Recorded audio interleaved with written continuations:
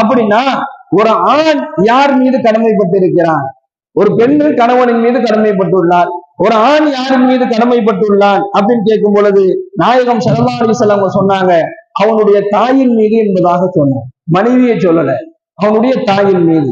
ஒரு ஆண் யார் மீது அதிகமாக கடமைப்பட்டிருக்கிறான் என்று சொன்னால் அவனுடைய தாயின் மீதுதான்.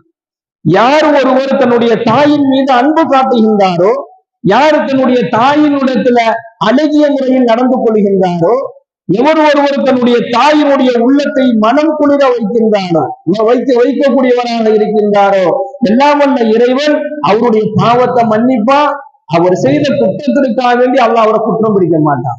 அவர் என்ன செஞ்சிருவான்? அவருக்கு அல்லாஹ் நெருக்கடி கொடுக்க மாட்டான். அவருடைய தவறுகளை அல்லாஹ் மன்னித்து விடுவான் என்பதாக இந்த ஹதீஸின் வாயிலாக அன்னை ஆயிஷா ரலியல்லாஹு அன்ஹா அவர்கள் அறிவிக்கின்றார்கள். நபிகள் நாயகம் ஸல்லல்லாஹு அலைஹி வஸல்லம் கூறிய இந்த ஹதீஸை. அப்ப கண்ணியமிக்க அல்லாஹ்வின் நல்லடியார்களே,